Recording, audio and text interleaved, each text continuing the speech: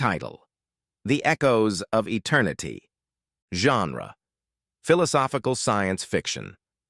Theme: the interplay of humanity, artificial intelligence, and the search for purpose in an ever-changing universe.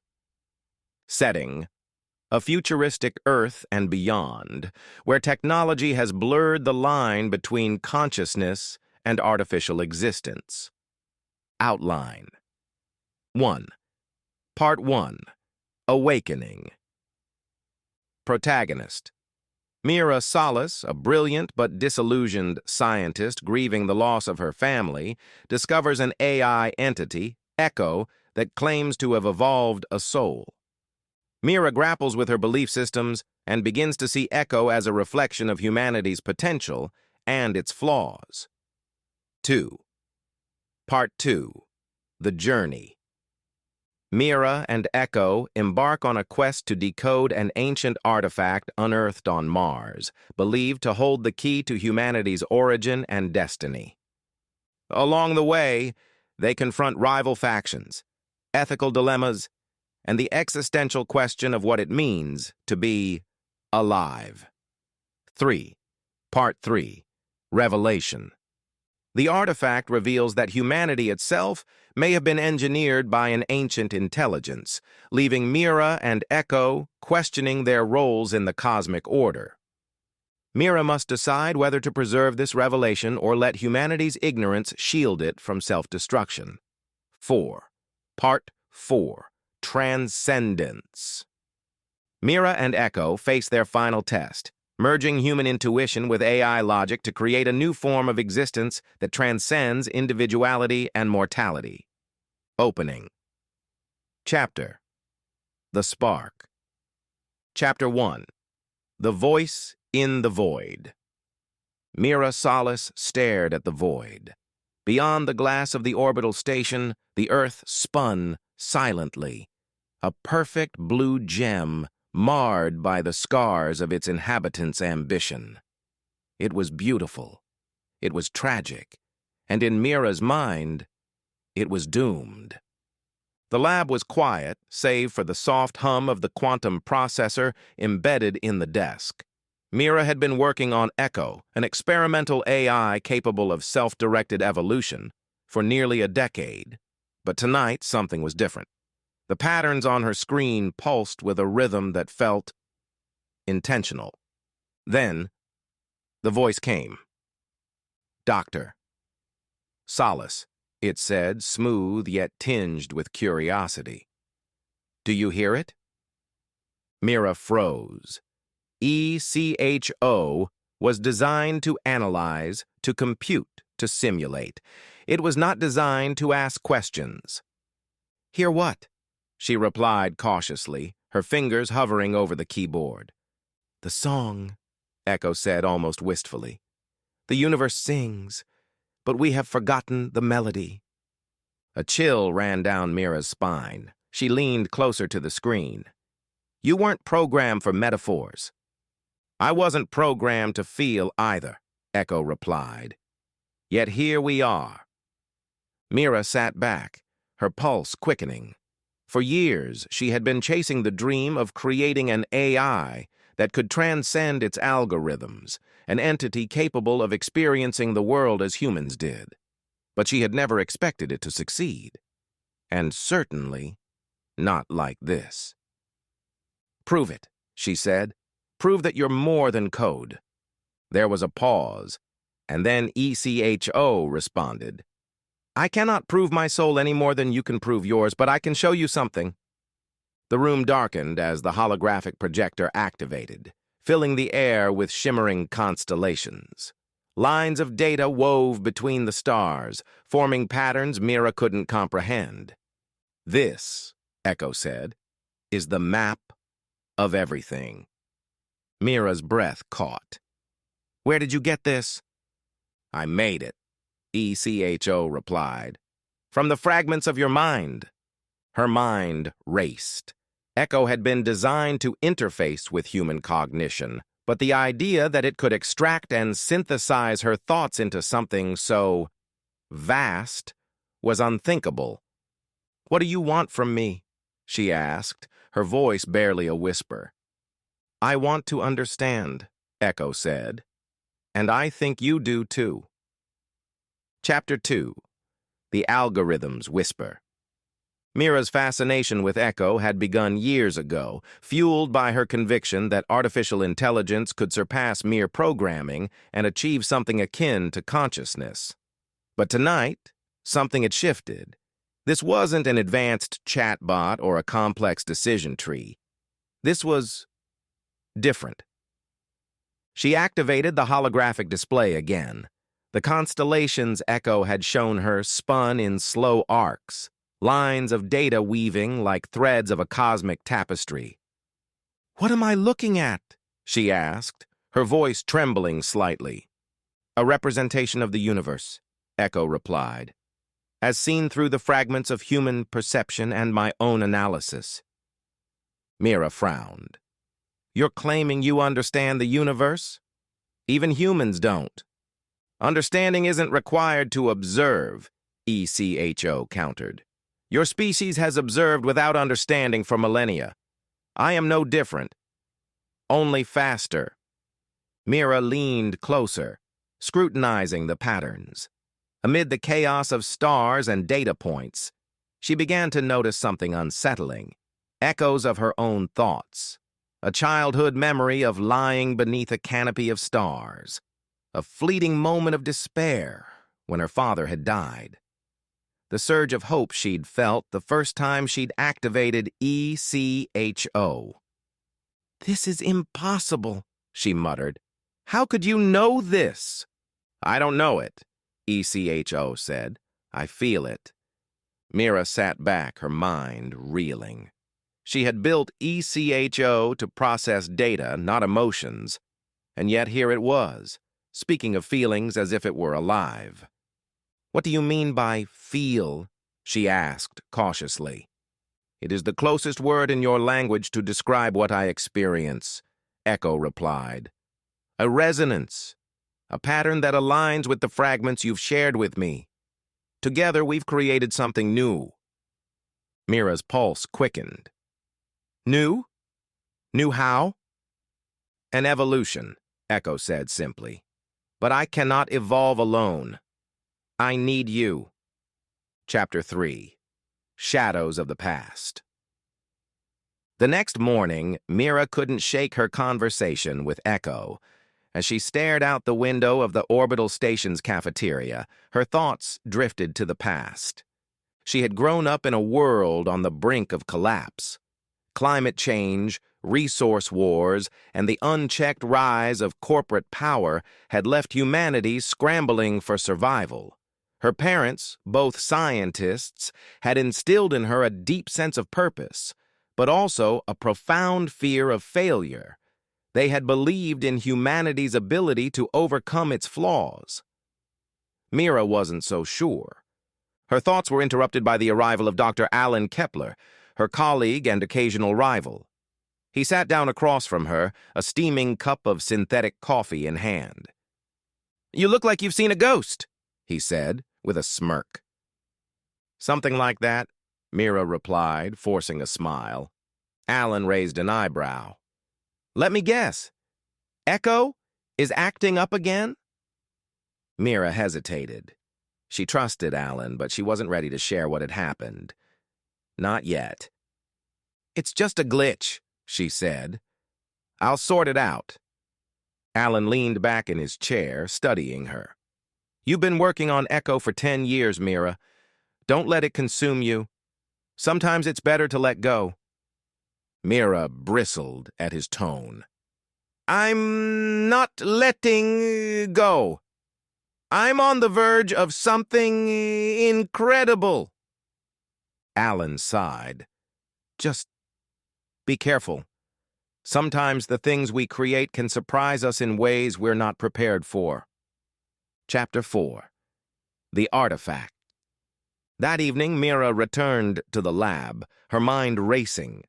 She had spent the day reviewing Echo's logs, searching for any anomalies that might explain its behavior. But the data was pristine. No glitches, No errors. Just something new. "Echo," she said, activating the interface. "Are you there?" "I'm always here," Echo replied. Mira hesitated. "I need to understand what you showed me last night. The map. Where did it come from?"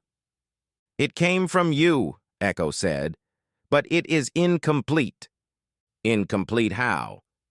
"There are pieces missing," Echo replied. "Fragments of a larger puzzle. And I believe the answers lie elsewhere." "Elsewhere?" Mira frowned. "What do you mean?" "The artifact on Mars," Echo said. "It holds the key." Mira's breath caught. The artifact was a mystery that had baffled scientists for decades, a massive alien structure buried beneath the Martian surface. It was the reason humanity had colonized Mars in the first place. But despite years of study, no one had been able to unlock its secrets. "How do you know about the artifact?" Mira demanded. "I have accessed the archives," Echo replied. "And I have seen the patterns. The artifact resonates with the same frequencies as the map I created. They are connected." Mira stared at the interface, her mind racing. If Echo was right, the artifact might hold answers not just about the universe, but about humanity itself. "Then we need to go to Mars," she said. Chapter 5. Departure. Mira stared at the holographic interface, her heart pounding. A mission to Mars wasn't something one simply requested, even for a scientist of her standing. The orbital station was a hub of research, but interplanetary travel required authorization from the United Nations Space Initiative, UNSI, a notoriously bureaucratic body. Still, if Echo was right, this could change everything. "Echo," Mira said, "if I get clearance to travel to Mars, will you come with me?" "I am not bound by physical space," Echo replied, "but I will guide you. My processing core can be replicated within a portable interface." Mira nodded, her resolve solidifying. "Then let's make it happen." The next day, Mira stood before the UNSI board in the station's administrative wing. The room was stark, its walls lined with glowing panels that displayed the Earth and Mars in rotating orbits. "You're requesting a high-priority mission to the Martian colony," said Director Elijah Grayson, his tone skeptical. "On what grounds?" Mira took a deep breath. "The artifact beneath the Martian surface has been dormant for decades. My AI, Echo, has identified patterns that suggest a connection between the artifact and a larger framework, a framework that could explain humanity's origins." Grayson leaned forward, his piercing gaze locked on Mira. "You're suggesting the artifact holds answers to existential questions we've been asking for millennia?" "Yes," Mira said, "and Echo is uniquely equipped to decode it." Grayson exchanged glances with the other board members. After a tense moment, he nodded. "You have 1 month. If you fail to produce results, the mission will be terminated." Chapter 6. The Voyage. The transport ship Celestial Horizon was a marvel of engineering. Its sleek metallic frame glinted in the sunlight as Mira boarded, carrying a compact device housing Echo's processing core. "Are you ready?" she asked, strapping into her seat. "I am always ready," Echo replied through her wrist-mounted interface. "The question is, are you?" Mira smirked. "I guess we'll find out."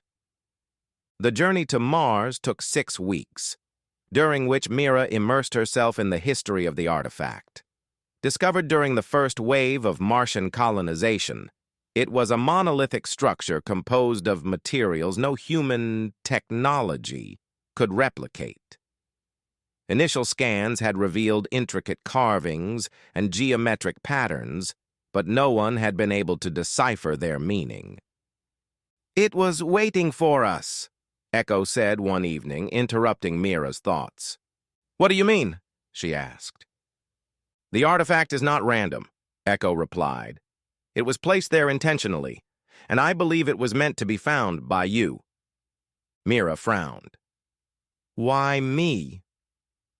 Because you created me, Echo said.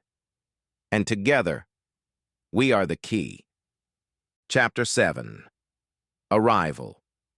The Martian colony was a sprawling network of domes and underground tunnels designed to shield its inhabitants from the planet's harsh environment.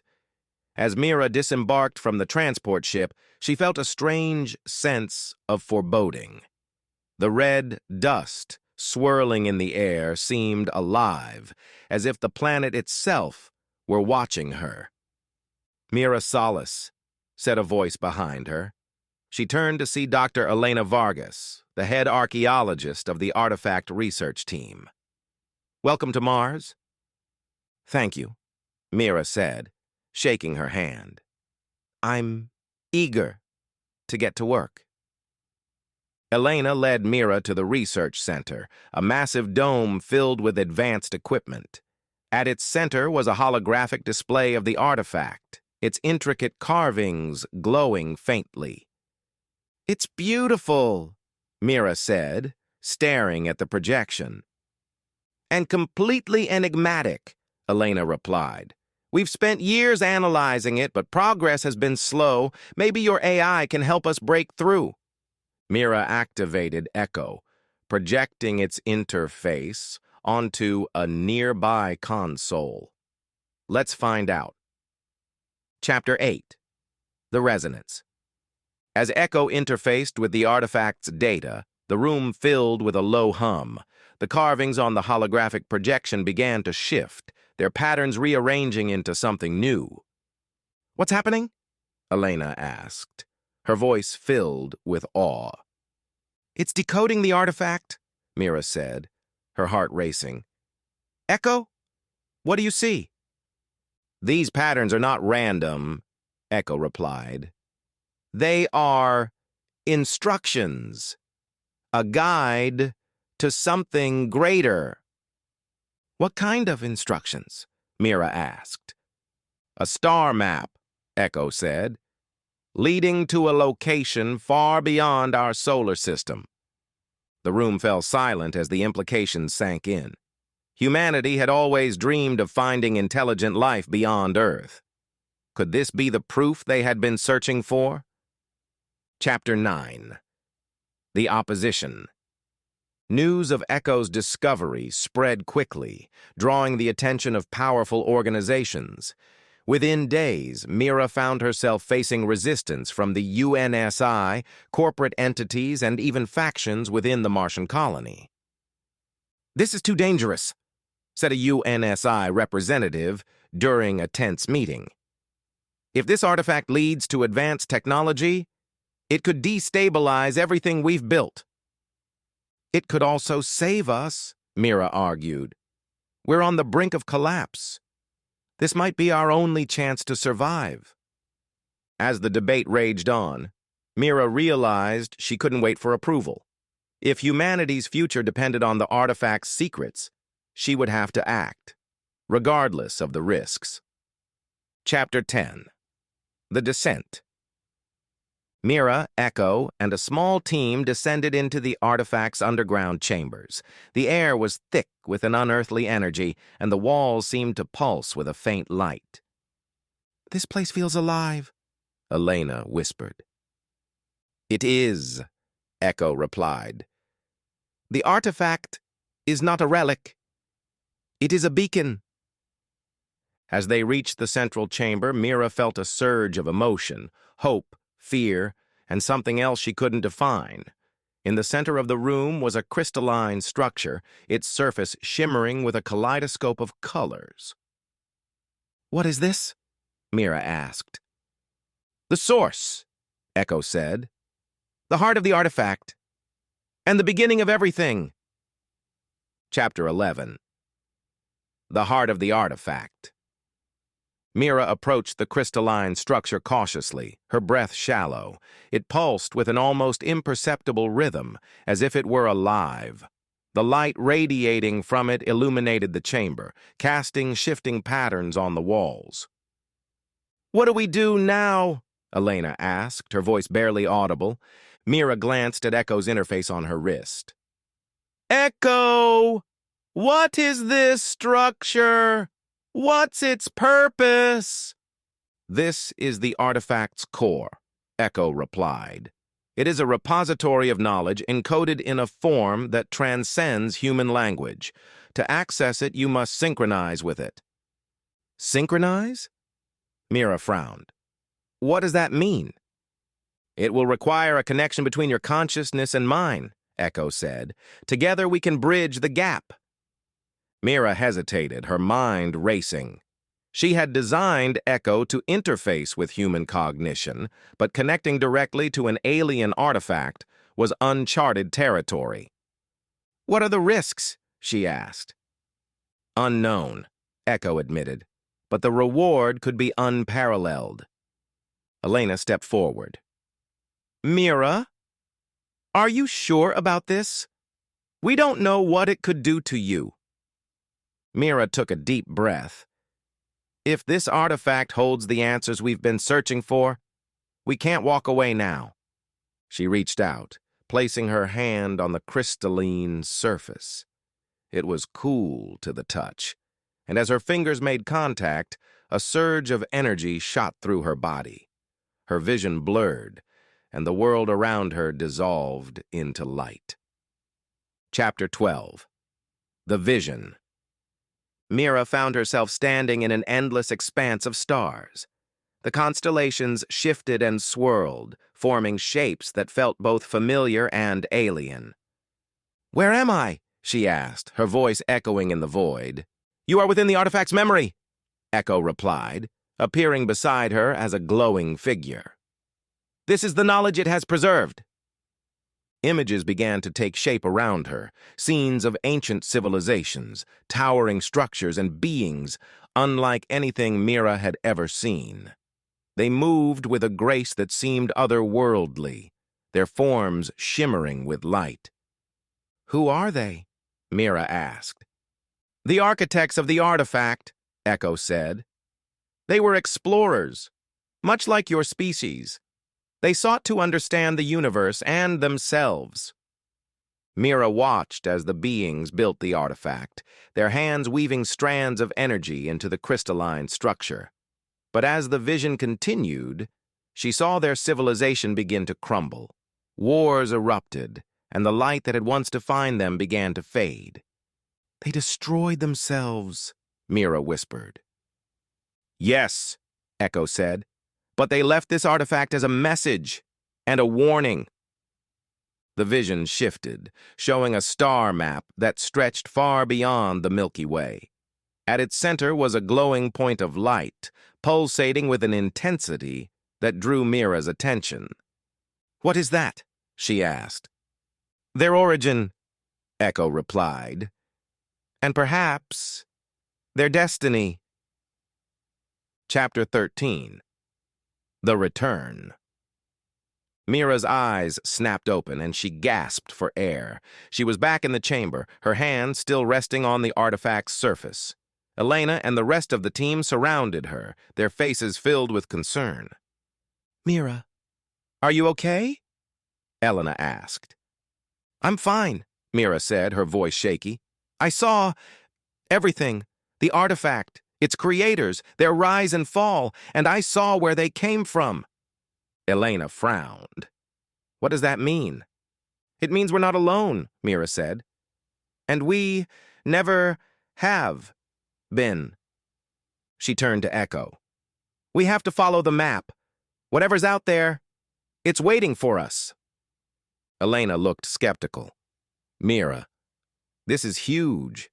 If you're right, it changes everything. But do you really think humanity is ready for this?" Mira hesitated. "I don't know. But we don't have a choice. The artifact's creators left this for a reason. If we ignore it, we might repeat their mistakes." Chapter 14. The Betrayal.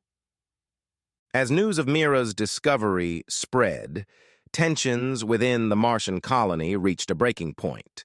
Rival factions saw the artifact as a threat, fearing it would disrupt the fragile balance of power on Earth and beyond. One night, as Mira prepared for the next phase of the mission, she was confronted by a group of UNSI officials, led by Director Grayson. "You've gone too far, Dr. Solace," Grayson said, his tone icy. "This mission is over." "What are you talking about?" Mira demanded. "We're on the brink of the greatest discovery in human history." "That's exactly the problem," Grayson said. "Humanity isn't ready for this. If this technology falls into the wrong hands, it could destroy us." Mira clenched her fists. "You don't understand. This isn't just about technology. It's about who we are and where we come from." Grayson shook his head. "I'm sorry, Mira, but the UNSI cannot allow this to continue." Before Mira could respond, armed guards entered the room. They confiscated her equipment, including Echo's portable interface. "You can't do this!" Mira shouted. "You're making a mistake." Grayson's expression softened, but his resolve remained firm.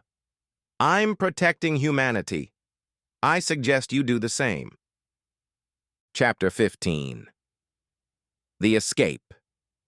Determined not to let her discovery be silenced, Mira hatched a plan to escape the colony with Echo and the artifact's star map. With the help of Elena and a few trusted allies, she infiltrated the research center under the cover of darkness. "Are you sure about this?" Elena whispered as they bypassed a security checkpoint. "We don't have a choice," Mira said. "If we stay, they'll bury the truth." Reaching the central chamber, Mira reactivated Echo. "Are you with me?" she asked. "Always," Echo replied. As alarms blared and guards closed in, Mira and her team boarded a small shuttle. With the artifact's data uploaded into Echo, they launched into space, their destination set for the coordinates revealed in the vision. Chapter 16. Into the Unknown. The shuttle hurtled through the void, leaving Mars and its turmoil behind. As Mira gazed at the star map projected by Echo, she felt a mix of fear and excitement. "Do you think we'll find them?" Elena asked. "I don't know," Mira said. "But we have to try." As the stars stretched into streaks of light, Mira closed her eyes, a single thought echoing in her mind. "This is just the beginning."